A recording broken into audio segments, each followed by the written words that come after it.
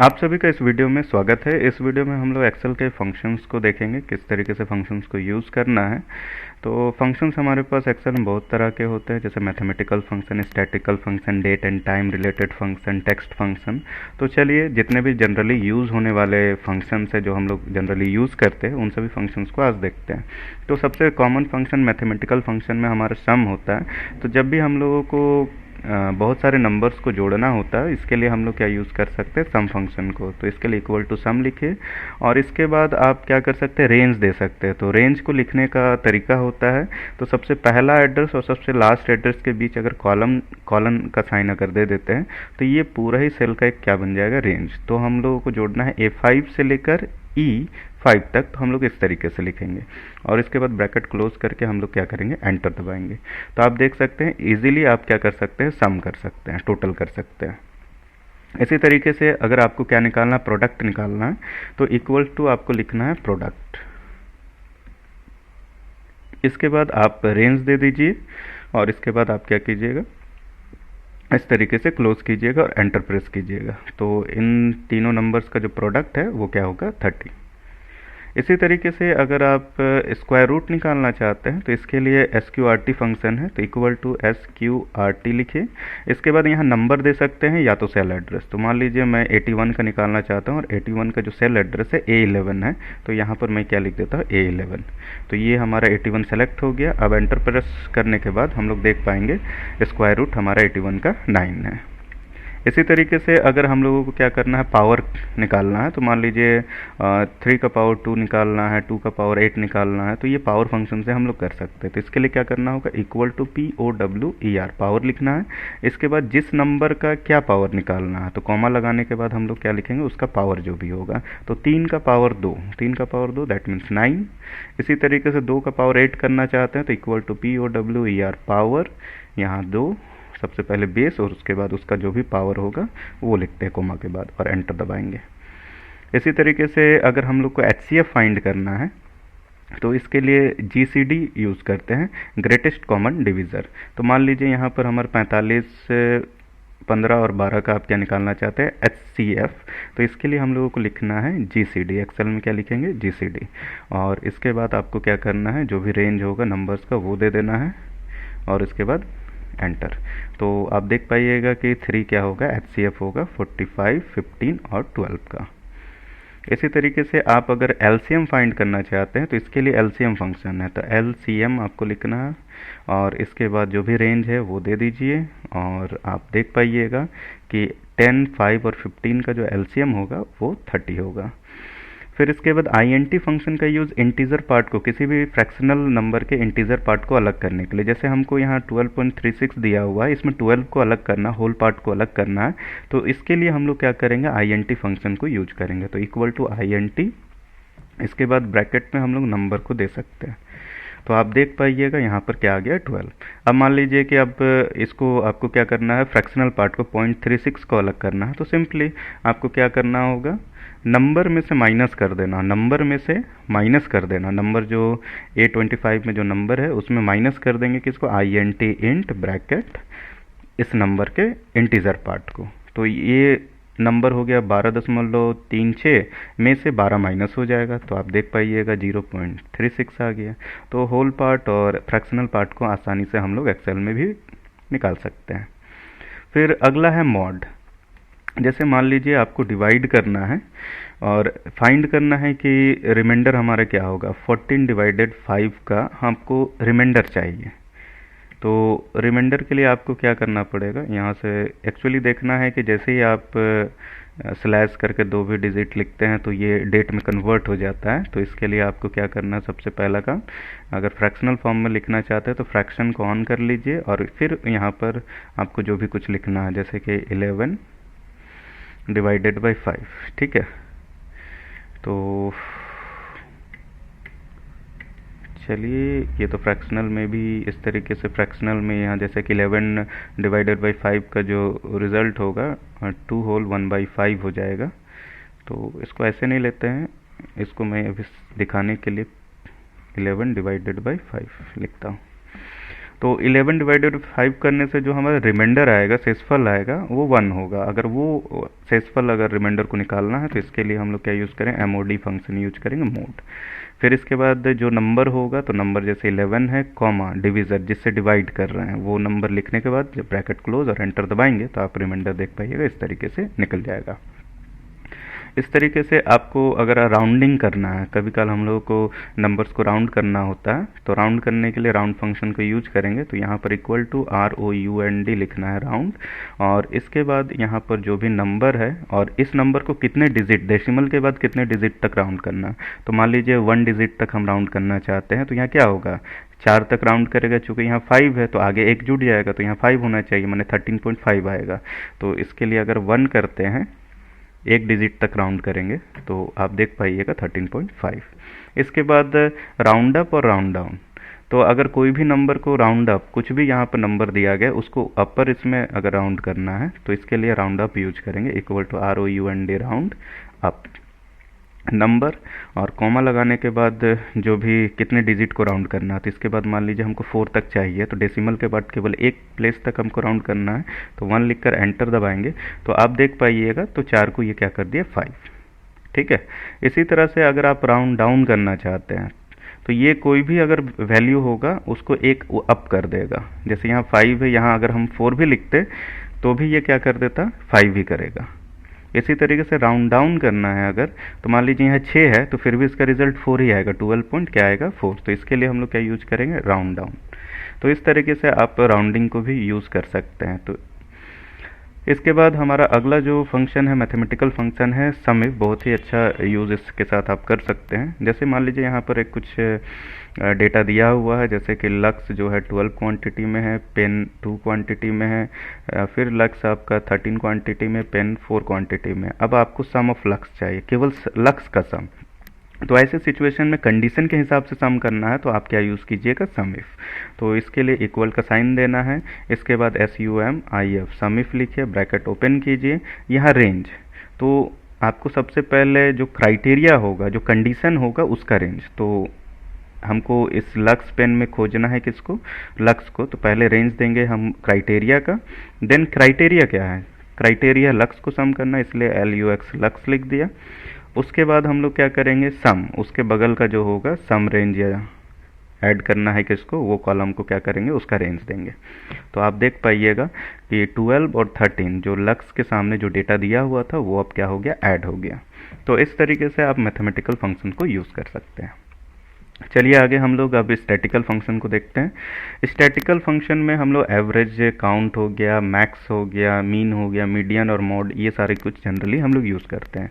मान लीजिए आपको एवरेज निकालना है किसी भी डेटा का, तो इक्वल टू आपको लिखना है एवरेज, और एवरेज आते ही आप क्या कीजिए, रेंज दे दीजिए। मान लीजिए 12, 23, 56 और 67 का आपको क्या निकालना है, एवरेज। तो रेंज देने के बाद आप एंटर प्रेस कीजिए। तो इस तरीके से आप देख पाइएगा इस डेटा का जो एवरेज होगा 36.2।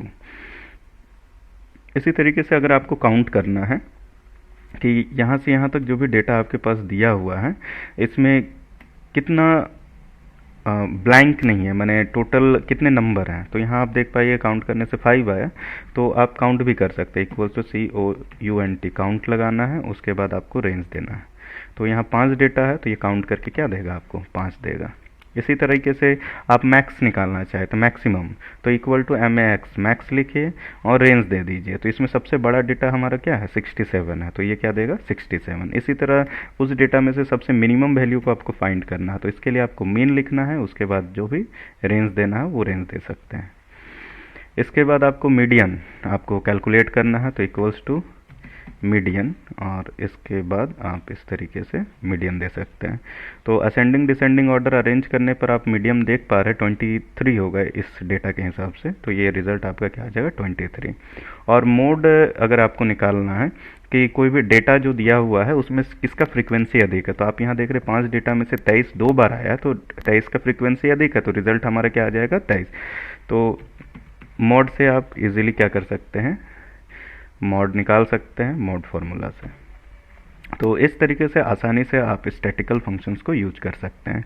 इसमें और एक फंक्शन दिया हुआ काउंट इफ, इसको कैसे यूज करना, सपोज कीजिए यहाँ राकेश का अटेंडेंस दिया हुआ है प्रेजेंट एब्सेंट, इस तरीके से आपको total number of present count करना है। तो इक्वल टू आप क्या लिखिएगा, COUNT काउंट, उसके बाद इफ, काउंट इफ।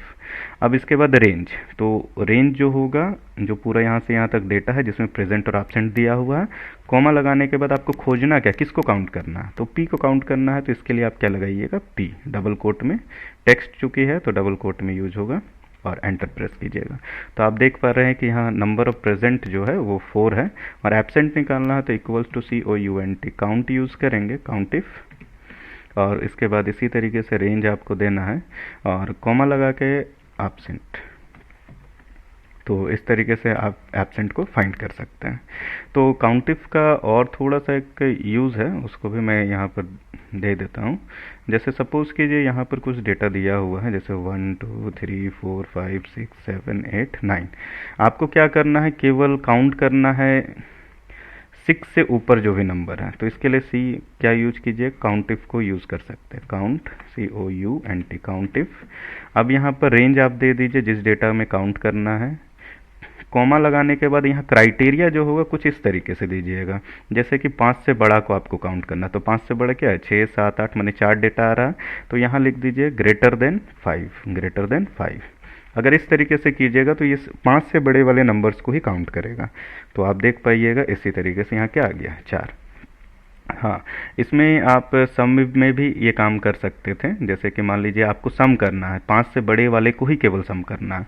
तो इसके लिए SUM सम इफ जो फंक्शन हम लोगों ने देखा था, तो सम इफ के बाद आपको क्राइटेरिया का जो रेंज होगा वो देना है, और उसके बाद क्या कीजिएगा, आप क्राइटेरिया को दीजिएगा। तो क्राइटेरिया का मान लीजिए कि 6 से ऊपर वाले को, मैंने 7 8 और 9 को ऐड करना है, तो यहाँ क्या कर देंगे, ग्रेटर देन, और मान लीजिए 6 को भी ऐड करना है तो ग्रेटर देन इक्वल्स टू 6, तो 6 भी ऐड हो जाएगा।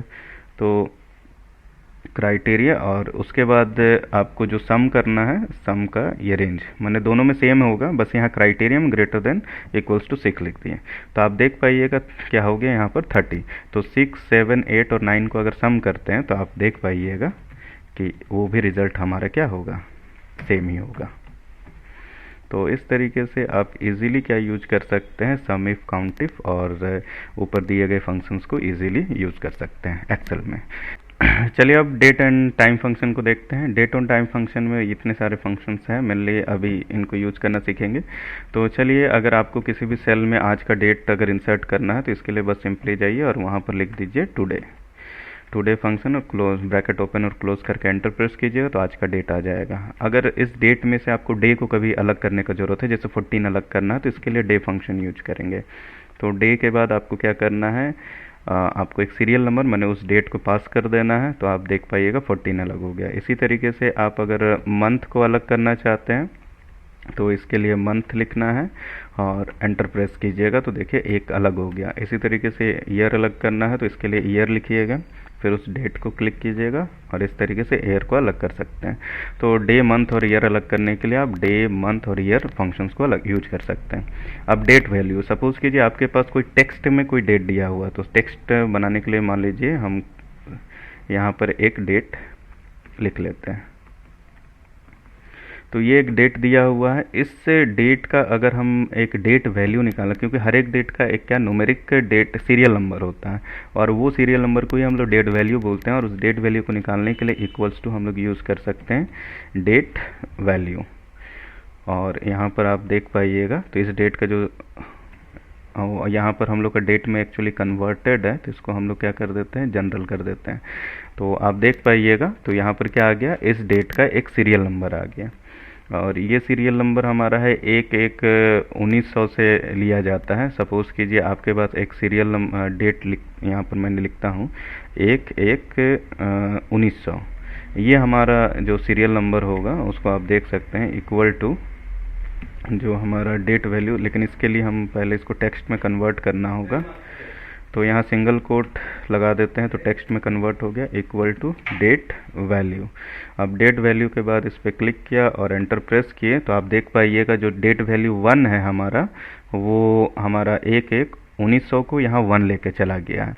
अब मान लीजिए 2 तारीख होगा 2/1/1900 को यहाँ पर सीरियल नंबर 2 होगा। इसी तरीके से अगर सीरियल नंबर वाइज देखा जाए तो 1/1/2022 का जो सीरियल नंबर ये हमारा इतना है। कभी कल हम लोगों को ज़रूरत होता है जो भी हमारे पास डेट दिया हुआ है उसका वीक डे निकालना है। सपोज़ कीजिए कि अगर मंडे को 1 माना जाए और संडे को 7 माना जाए, तो अगर कोई भी डेट मंडे को होगा तो उसका वीक डे 1 हो जाएगा, अगर ट्यूसडे को होगा तो वीक डे क्या हो जाएगा, 2 होगा। तो ये वीक डे निकालना है, तो इसके लिए हम लोग को लिखना होता है वीक डे, और इसके बाद जो भी सीरियल नंबर या डेट है वो, और यहाँ रिटर्न टाइप। तो यहाँ पर रिटर्न टाइप में आप देख पाइएगा 11 का मतलब हो गया, अगर 11 पास करेंगे रिटर्न टाइप में तो यहाँ पर ये क्या होगा, मंडे को 1 लेके चलेगा। तो चलिए देखते हैं कि 14/1/2022 कौन सा डे होगा। तो यहाँ पर हम लोग क्या कर देते हैं 11, और जैसे ही एंटर प्रेस किए हम लोग देख पा रहे क्या है 5 है। तो क्योंकि मंडे को क्या लिया गया था, 1 लिया गया था, ट्यूसडे को 2, तो 5 के हिसाब से देखा जाए तो ये हमारा फ्राइडे होगा। तो चलिए हम लोग यहाँ पर डेट पे देख लेते हैं। तो आप देख पाइएगा कि ये क्या है हमारा फ्राइडे। तो इस तरीके से वीक डे आप आसानी से निकाल सकते हैं। अगर मान लीजिए डेट और टाइम आपको चाहिए तो इसके लिए इक्वल टू नाउ लिखिएगा, जिस सेल में आपको डेट और टाइम अभी का चाहिए जस्ट। तो जैसे ही आप एंटर प्रेस कीजिएगा आज का डेट और टाइम आ जाएगा।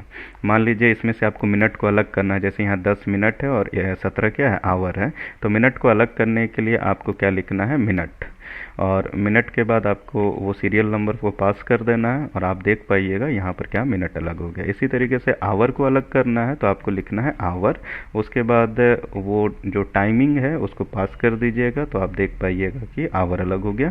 इसी तरीके से अगर आपको क्या अलग करना है, सेकंड अलग करना है, तो सेकंड लिखने के बाद आप टाइम को पास कर दीजिए। तो इसमें सेकंड दिख नहीं रहा है, लेकिन जब मैंने एंटर प्रेस किया था तो उस समय ये जो टाइमिंग था वो 5:10 और 45 सेकंड हो रहा था सिस्टम का, तो वो इसमें नहीं दिख रहा है लेकिन यहाँ है। तो इस तरीके से आप क्या अलग कर सकते हैं, टाइम को भी अलग कर सकते हैं। तो चलिए अब नंबर ऑफ डेज, कभी कल 2 डेट के बीच नंबर ऑफ डेज को निकालना है कि उन 2 डेट के बीच क्या नंबर ऑफ डेज था। तो इसके लिए हम लोग क्या यूज करेंगे, डे। इसके लिए हम लोग यूज करते हैं डेज। डेज में इंड डेट, तो अंत इंड डेट क्या होगा, जैसे 31/12/2021 और 1/1/2021 के बीच हमको क्या निकालना है, नंबर ऑफ डेज निकालना है। तो इंड डेट हमारा 31/12 हो गया और स्टार्टिंग डेट 1/1/2021 हो गया। अब जैसे एंटर प्रेस करेंगे आप देख पाइएगा यहाँ 364, तो एक को काउंट नहीं किया जाता है, लास्ट वाला को इनके बीच का बोला गया, तो किसी एक को तो छोड़ना ही पड़ेगा, तो या तो 1 या तो 31। तो देख पा रहे हैं 365 होता है, तो टोटल यहाँ हमको क्या मिला, 365 डेज मिल गया। तो इस तरीके से नंबर ऑफ डेज निकालना है, तो ये फॉर्मूला होगा। बस आपको एग्जैक्ट नंबर ऑफ डेज निकालना है। तो इसके लिए आप देख लीजिएगा कि कितने साल हो रहे हैं, उतने नंबर ऑफ डेज को एक्स्ट्रा ऐड करना पड़ेगा आपको। तो इस तरीके से आप आसानी से क्या कर सकते हैं, एक्सेल में डेट और टाइम फंक्शन के साथ काम कर सकते हैं। तो चलिए अब हम लोग टेक्स्ट फंक्शन को देखते हैं। टेक्स्ट फंक्शन के लिए हमारे पास यहाँ पर बहुत सारे टेक्स्ट फंक्शन हैं। तो सपोज़ कीजिए यहाँ पर एक दिया हुआ है कि नेम में फर्स्ट नेम, मिडिल नेम और लास्ट नेम दिया हुआ है। तो अगर हम लोग क्या करना चाहते हैं, सबको ऐड करना चाहते हैं, तो इसके लिए हम लोग करेंगे इक्वल टू कॉनकाटिनेट। कौन सा फंक्शन यूज़ करेंगे, कॉनकाटिनेट फंक्शन यूज करेंगे। और कॉनकाटिनेट के बाद मान लीजिए कि हमको ये अलग अलग सेल में जो डेटा है उसको एक साथ करना है। तो इसके बाद हम लोग का जो भी टेक्स्ट है वो लिखेंगे, उसके बाद कॉमा, अगला जो टेक्स्ट है मिडिल नेम, फिर कॉमा, फिर इसके बाद लास्ट नेम। तो आप देख पाइएगा कि ये कॉनकाटिनेट हो गया, सारा एक दूसरे से ऐड होके एक ही सेल में आ गया, लेकिन यहाँ पर स्पेस नहीं दिया हुआ है। तो इसके लिए आपको क्या, मान लीजिए बीच में स्पेस ऐड करना है, तो स्पेस को भी कॉनकाटिनेट करना होगा, ऐड करना होगा। तो इसके लिए आप कॉनकाटिनेट के साथ क्या यूज कीजिएगा, जैसे कि फर्स्ट नेम हो गया, कोमा, डबल कोट के बाद मैंने स्पेस लगा दिया एक, फिर इसके बाद मिडिल नेम, उसके बाद double quote, space double quote, comma, उसके बाद लास्ट में लास्ट नेम। तो इस तरीके से अगर आप करते हैं तो ये ऐड हो जाएगा, एक दूसरे के साथ ऐड होने के बाद हमारा रिजल्ट इस तरीके से आएगा। अगर मान लीजिए कि आपको क्या करना है, जो कोई भी टेक्स्ट है उसको लोअर कैरेक्टर्स में कन्वर्ट करना है या अपर में कन्वर्ट करना है, सपोज़ कीजिए कि यहाँ सिंह को मैं स्मॉल लेटर में लिख देता हूँ। तो ये स्मॉल लेटर्स में आपको चाहिए कि जो भी टेक्स्ट है उसको अपर में कन्वर्ट करना, तो इक्वल टू अपर। उसके बाद जो भी टेक्स्ट है उसको क्लिक कीजिएगा और एंटर प्रेस कीजिएगा, तो आप देख पाइएगा यहाँ जो सिंह हमारा स्मॉल में था ये कैपिटल लेटर में हो गया। आपको किसी भी टेक्स्ट को लोअर कैरेक्टर्स में कन्वर्ट करना है तो इक्वल टू लोअर यूज़ करना है। लोअर के बाद वो टेक्स्ट को पास कर दीजिए, ये हमारा क्या होगा, लोअर में हो जाएगा।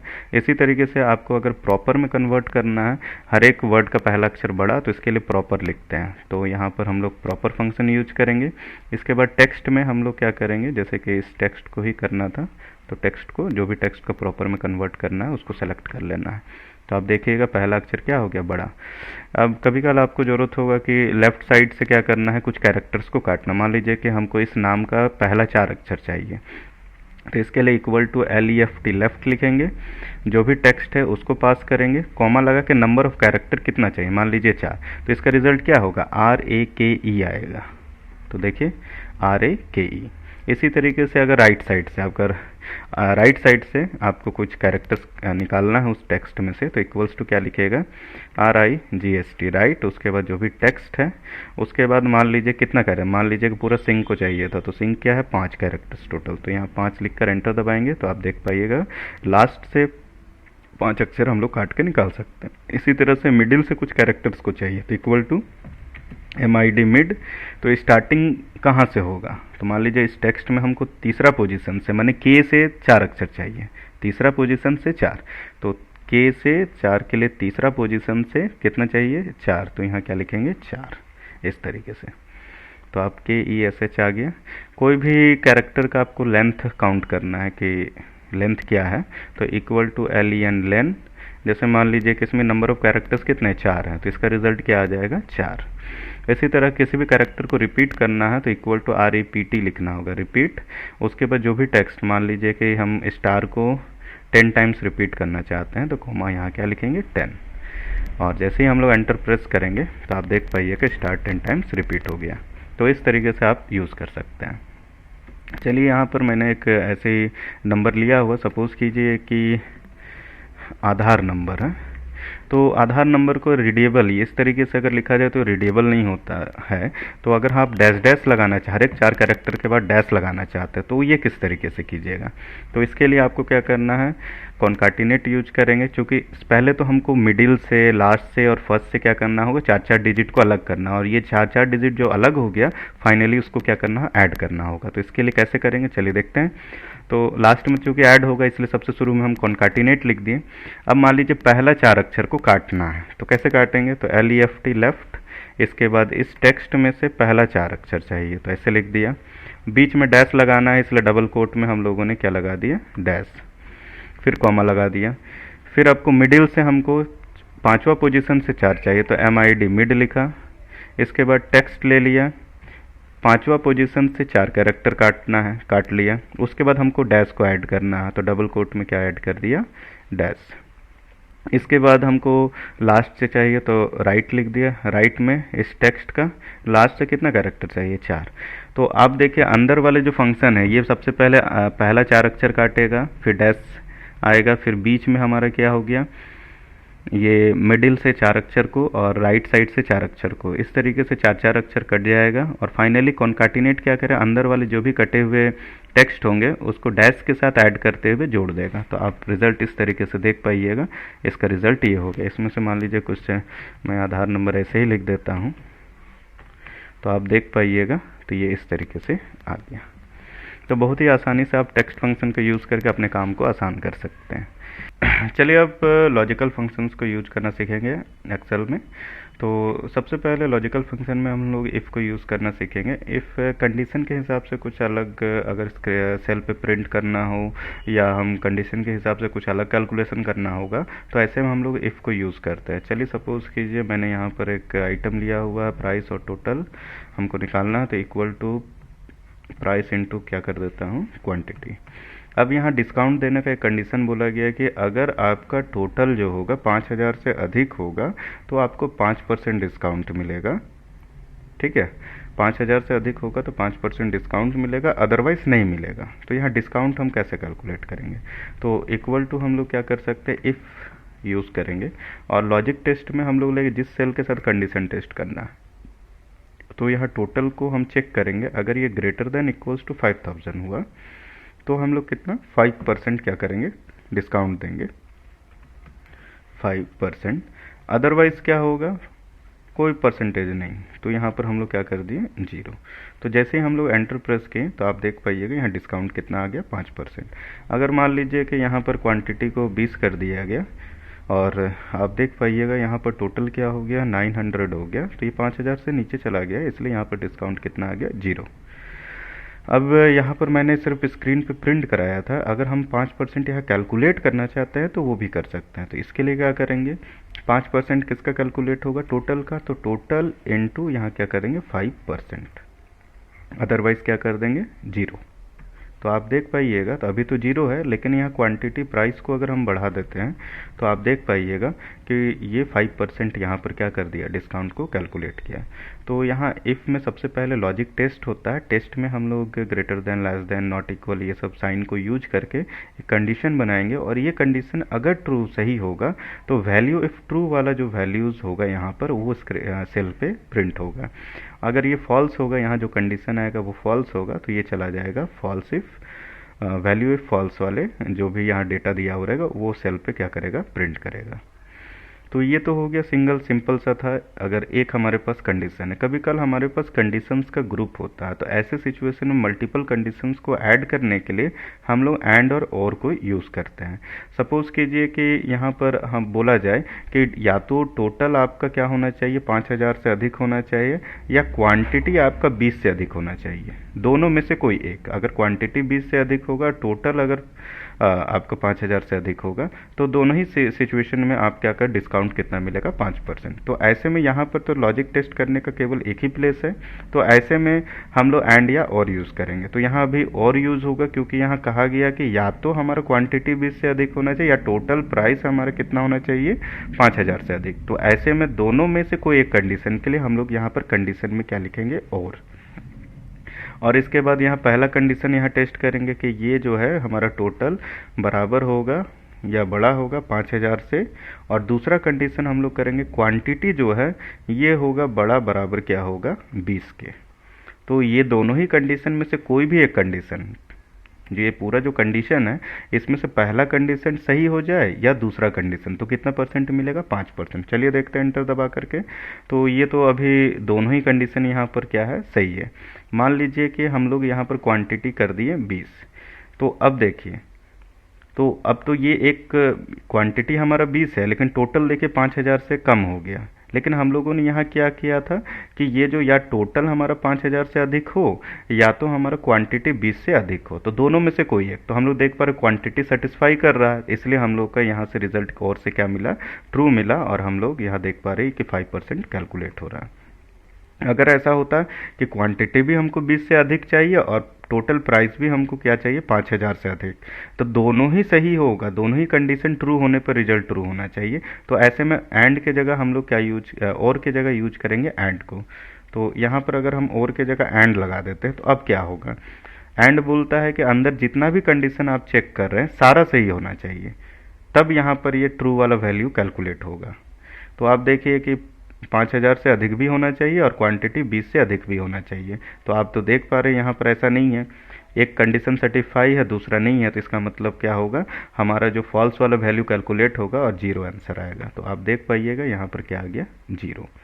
तो इस तरीके से आप इफ़ एंड और को यूज़ कर सकते हैं। इसके बाद इफ़ एरर और इफ़ एन, ये दो हमारे पास फंक्शन से, इसको कैसे यूज करना है। जैसे इफ़ एरर, मान लीजिए कि हम लोग कहीं पर यहाँ कुछ डेटा लिखा हुआ है, जैसे कि हम लोग यहाँ डिवीज़न का काम मान लीजिए 45 लिख दिए और 5 लिख दिए। अब यहाँ इक्वल टू हम लोग क्या करें, 45 डिवाइडेड बाई 5, ठीक है, एंटर दबाएं, यहाँ रिजल्ट आया। लेकिन बाई चांस ये 5 को अगर हम 0 कर दें तो क्या आ जाएगा, एक एरर आएगा। तो ये इस तरह का जो एरर आया कि डिवाइड बाई 0 जो एरर आया, अगर एरर आएगा तब क्या करना है, तो इसको देखने के लिए हम लोग यहाँ पर क्या कर सकते हैं कि इससे बचने के लिए कि वो हमारा सेल के अंदर इस तरह का एरर मैसेज ना आए, तो हम लोग इफ़ एरर यूज़ कर सकते हैं। तो इफ़ एरर, इसके बाद जो भी कैलकुलेशन है वो, अगर यहाँ पर कोई एरर आता है तो यहाँ पर क्या होगा, जो भी कुछ आप मैसेज देना चाहते हैं वो आ जाएगा। तो मान लीजिए कि एरर मैसेज मैंने एरर लिख दिया, ठीक है। तो क्या होगा, जब यहाँ एरर आएगा तो ये क्या लिख देगा, एरर। अगर यहाँ कोई एरर नहीं होगा, कोई भी किसी तरह का एरर नहीं आएगा फॉर्मूले में, तो ये जो भी वैल्यू होगा वही कैलकुलेट होगा। तो आप देख पाइएगा यहाँ क्या लिखा, एरर। लेकिन जैसे ही यहाँ पर हम 0 को हटा के 5 कर दिए, ये क्या कर दिया, या डिवाइड कर दिया। तो इस तरीके से आप क्या यूज कर सकते हैं, इफ एरर को यूज कर सकते हैं। चलिए अब हम लोग फिनांशियल फंक्शंस को देखते हैं, फिनांशियल फंक्शंस को कैसे यूज करना है। तो फिनांशियल फंक्शन में मेनली अभी हम लोग पीएमटी देखेंगे। पीएमटी में हम लोग ईएमआई कैलकुलेट करने के लिए यूज कर सकते हैं। तो यहाँ पर अब आप देख सकते हैं कि यहाँ कुछ एक डेटा दिया हुआ, लोन अमाउंट दिया हुआ, रेट ऑफ इंटरेस्ट, ईयर दिया हुआ, और हम लोग चूँकि मंथली पेमेंट कर रहे हैं इसलिए हमारा क्या दिया हुआ यहाँ 12, मैंने एक साल में हम लोग 12 बार पेमेंट कर रहे हैं। तो अगर ईएमआई कैलकुलेट करना है तो इसके लिए हम लोग पीएमटी फंक्शन को यूज़ करेंगे। अब यहाँ पर रेट क्या है, रेट जो भी है 12%, उस सेल को क्लिक कीजिए। ध्यान रखिएगा कि इस तरह के क्वेश्चंस में आपको नंबर ऑफ पेमेंट पर ईयर से क्या करना होगा, रेट को डिवाइड करना होगा। तो यहाँ डिवाइड करने के बाद आप 12 पे क्लिक किए, कोमा लगाने के बाद एन पर दिया हुआ कि ये आप कितना टोटल इंस्टॉलमेंट दे रहे हैं। तो वो कैसे निकलेगा, ये टाइम इनटू आपको क्या करना हो कि एक साल में आप कितनी बार पेमेंट कर रहे हैं। तो 12, तो यहाँ 12 तिया 36 हो गया। इसके बाद आपका पीवी दिया हुआ, तो माइनस पीवी, तो ये प्रिंसिपल अमाउंट जो होगा, प्रेजेंट वैल्यू, वो लेना होगा। तो वो हमेशा हम माइनस में ही लेना है। और यहाँ पर आप क्या कर सकते हैं, 1 लाख को इस तरीके से क्लिक कर दिए, तो बिफोर आ गया। अब इसके बाद फ्यूचर वैल्यू और टाइप को कोमा कोमा लगाकर आप ब्रैकेट क्लोज करके एंटर प्रेस कर सकते हैं। तो इस तरीके से आप देख पाइएगा, यहाँ पर अगर 1 लाख का लोन 12% के हिसाब से 3 साल के लिए लिया जाए तो हर महीने कितना देना होगा, 3,321 रुपये 43 पैसे देने होंगे। अगर हर एक जो हम लोग इंस्टॉलमेंट पे करते हैं उसमें कुछ हमारा प्रिंसिपल पार्ट होता है, कुछ इंटरेस्ट पार्ट होता है। तो प्रिंसिपल पार्ट को अगर हमको अलग करना है कि जिस इंस्टॉलमेंट में हमारा प्रिंसिपल पार्ट हम क्या दिए हैं, तो इसके लिए हम लोग यूज करते हैं PPMT। अब यहाँ पर रेट आ गया है, तो रेट मान लीजिए वही होगा हमारा 12 डिवाइडेड बाय हम लोग नंबर ऑफ पेमेंट पर ईयर से डिवाइड करेंगे। यहाँ पर एक पर है, तो पर में कौन सा इंस्टॉलमेंट की बात हो रहा है। मान लो कि पहला इंस्टॉलमेंट में हम देखना चाहते हैं कि प्रिंसिपल पार्ट क्या है और इंटरेस्ट पार्ट क्या है, तो यहाँ पर 1 लिखेंगे। इसके बाद हमारा एन पर है, तो एन पर हो जाएगा year into number of payment पर ईयर, कोमा लगा के प्रेजेंट वैल्यू जो होगा माइनस में लोन अमाउंट को ले लेंगे और हम लोग क्लोज करेंगे। तो आप देख पाइएगा ये हमारा क्या हो गया, प्रिंसिपल पार्ट मैंने 3,321 रुपया में हम लोग प्रिंसिपल पार्ट 2,321 रुपया दे रहे हैं। अब इसमें से अगर हमको IPMT इंटरेस्ट पार्ट को निकालना, तो सिंपली हम लोग क्या करेंगे, हमारा EMI में से प्रिंसिपल पार्ट को माइनस कर देंगे। तो इस तरीके से ये हमारा इंटरेस्ट पे हो रहा है, ये हमारा प्रिंसिपल अमाउंट पे हो रहा है उस इंस्टॉलमेंट के हिसाब से। तो इस तरीके से आसानी से आप क्या कर सकते हैं, PMT फंक्शंस को यूज़ कर सकते हैं एक्सेल में। तो इस वीडियो में इतना ही रहेगा। आगे के वीडियोस में हम लोग अलग अलग तरह के कुछ प्रॉब्लम्स को देखेंगे जिसको हम लोग एक्सेल में किस तरीके से सॉर्ट आउट करेंगे। तो इस वीडियो को देखने के लिए धन्यवाद।